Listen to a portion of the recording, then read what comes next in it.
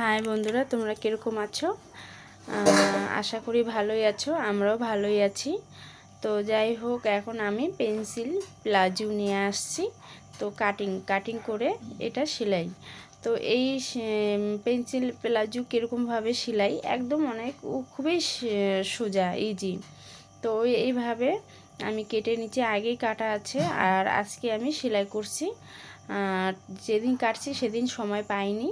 তো দুটো, একটা সামনে পার্ট একটা পিছন পার্ট, পিছন আর সামনে পার্ট দুটোকে একসঙ্গে ধরে সেলাই করে নিলাম।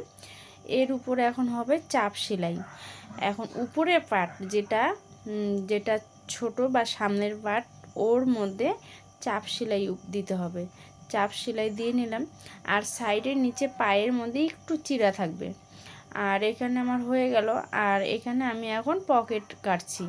এখন আমি এক সাইডেই মাত্র পকেট দেব, দু সাইডে দিব না।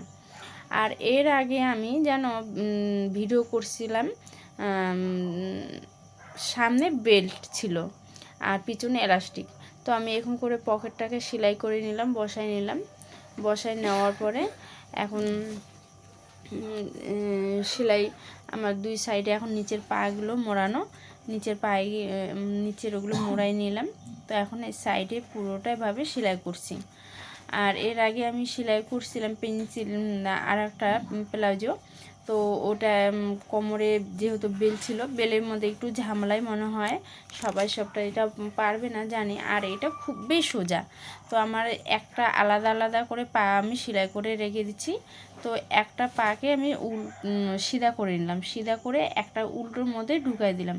ঢুকানোর পরে দেখো, দুটো সেলাই এক বরাবরই করে আমি এখন সেলাই করছি, জয়েন্ট করার পরে দেখো একদম গোল হয়ে আসবে। তো এক সাইডে আমার হয়ে গেল।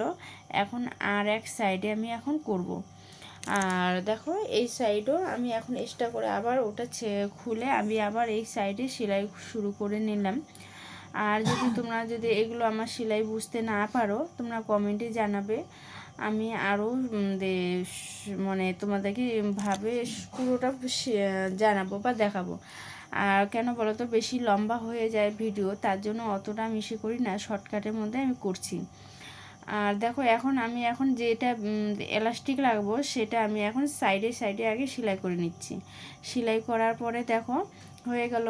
আর এলাস্টিকটা এমনি যদি উটাউটি করে যদি জয়েন করা যায় না, কোনো সময় খুলে যাওয়ার চান্স থাকে। আর এই কাপড়ের মধ্যে যদি জয়েন করে সেলাই করা যায়, ডবল সেলাইয়ের মধ্যে, চাপের মধ্যে, তাহলে আর খোলার কোনো চান্স থাকবে না। তো আমি ডবল সেলাই করে নিচ্ছি। আর এখন এলাস্টিকটাকে বসায় এখন সাইডে একদম কাপড়ের যে সাইডে এখন এইভাবে সেলাই করে নিতে হবে। এখন গোল করে পুরোটা এখন সেলাই করে নিচ্ছি।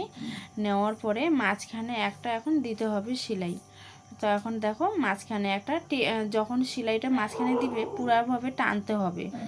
টানার পরে যতটা শরীরে টানতে পারো হাতে, ওইভাবে টানতে হবে। টানার পরে সেলাই দিয়ে দেখো হয়ে